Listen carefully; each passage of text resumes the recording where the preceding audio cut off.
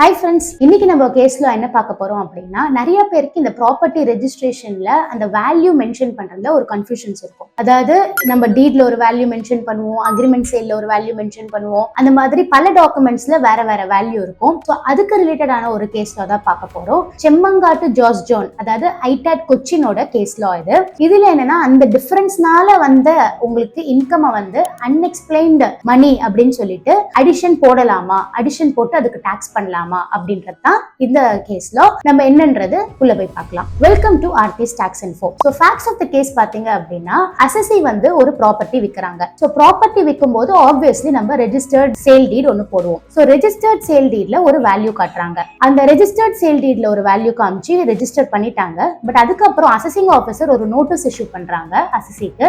என்ன நோட்டீஸ் அப்படின்னா, நீ ரெஜிஸ்டர்ட் சேல் டீட்ல போட்ட வேல்யூவும் நீ வந்து அக்ரிமெண்ட் ஃபார் சேல்னு ஒன்னு போடுவோம். Agreement for sale or MOU சொல்லுவாங்க. அதுல காட்டுற ஒரு வேல்யூவும் டிஃபரெண்டா இருக்கு. நீ ஹையர் சேல் கன்சிடரேஷன் வாங்கியிருக்க, பட் டீட்ல கம்மி அமௌண்ட் போட்டு நீ டாக்ஸ் கட்டியிருக்க. சோ அந்த டிஃபரன்ஸ் அமௌண்ட்டுக்கு வந்து நீ அன்எக்ஸ்பிளைன்ட் இன்கம் சொல்லிட்டு அதுக்கு செக்ஷன் 69A படி ஒரு அடிஷனை போட்டு அவங்க டாக்ஸ் கட்டணும் அப்படின்ற மாதிரி அசஸிக்கு நோட்டீஸ் இஷ்யூ பண்றாங்க. பட் இது எதனால நோட்டீஸ் இஷ்யூ பண்றாங்க அப்படின்னா, இந்த மாதிரி டிஃபரன்சஸ் இன் வேல்யூஸ் இருக்கு இல்லையா, உங்க பேபி உங்க பேங்க் ரிசிப்ட்ஸ்ல நீங்க ஜாஸ்தி வாங்கியிருக்கலாம், இல்ல ரெஜிஸ்டர்ட் டீட்ல கம்மியா இருக்கலாம். அந்த மாதிரி ஏதாவது ஒரு ப்ரூஃப் அசஸிங் ஆஃபீஸர் கொடுக்க முடியும்னா கண்டிப்பா வந்து இது டாக்ஸ் பண்ணலாம். பட் அசஸிங் ஆஃபீஸர் ஏதோ ஒரு டாக்குமெண்ட்ரி எவிடன்ஸ் வச்சு, அதாவது அக்ரிமெண்ட் ஃபார் சேலையும் ரெஜிஸ்டர்ட் சேல் டீடையும் வச்சு சொல்லியிருக்காங்க. சொல்லிட்டு இது அடிஷனா போட்டு டாக்ஸ் கட்டணும் அப்படின்னு சொல்லியிருக்காங்க. பட் அசஸி என்ன சொல்றாங்கன்னா, அசஸி சொல்றாங்க, நான் எந்த ஒரு விதமான ஹையர் சேல் கன்சிடரேஷனும் வாங்கல, ரெஜிஸ்டர்ட் சேல் டீட்ல இருக்கிற காசு மட்டும் தான் வாங்கியிருக்கேன், அந்த கேஷ் மட்டும் தான் நான் வாங்கியிருக்கேன், மற்றபடி ஹையர் சேல் கன்சிடரேஷன் எதுவுமே நான் வாங்கல அப்படின்ற அசஸி ப்ரூவ் பண்ணி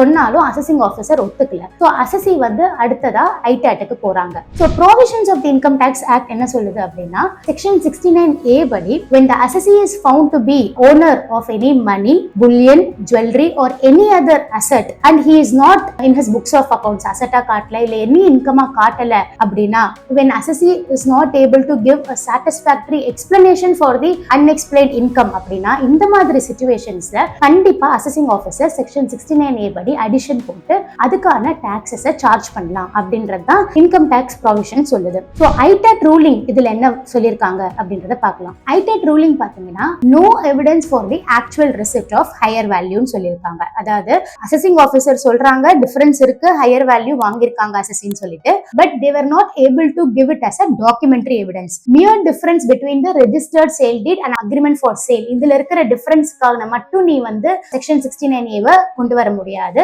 பட் ஆக்சுவல் ரிசிப்ட் ஹையரா எங்க வாங்கிருக்காங்க அப்படின்றது டிபார்ட்மெண்ட் ப்ரூவ் பண்ணணும்னு சொல்லிட்டாங்க. So there is no documentary evidence. அதே மாதிரி செக்ஷன் 69A வந்து இன்வோக் பண்ண முடியாது. ஏன்னா அசஸி was not found guilty of any ownership of any money or asset or bullion or jewelry, எதுவுமே வந்து அவங்க நேம்ல வந்து இல்ல, apart from whatever is shown in the books of accounts. Hence deletion was made. So deletion பண்ணிட்டாங்க ஐடாட். இந்த section 69A இங்க கொண்டு வர முடியாது. அசஸி கிட்ட போன நோட்டீஸை வந்து ரிமூவ் பண்ணும், delete பண்ணும், and this income tax liability will not fall on the assessee because the actual receipt of the money higher consideration was not proved அப்படின்றத சொல்லிட்டாங்க. So the key takeaways பாத்தீங்கன்னா, நீ வெறும் டாக்குமெண்ட் வச்சு registered sale deed agreement for சேல்ல difference இருக்கு, பைசா கட்டு அப்படின்னு சொன்னா பத்தாது. But it is the department's duty to prove that this has gone wrong and you have to give it as a documentary evidence that assessee has received additional or extra money sale consideration receive பண்ணிருக்காங்கன்னு prove பண்ணா மட்டும்தான் இந்த section 69A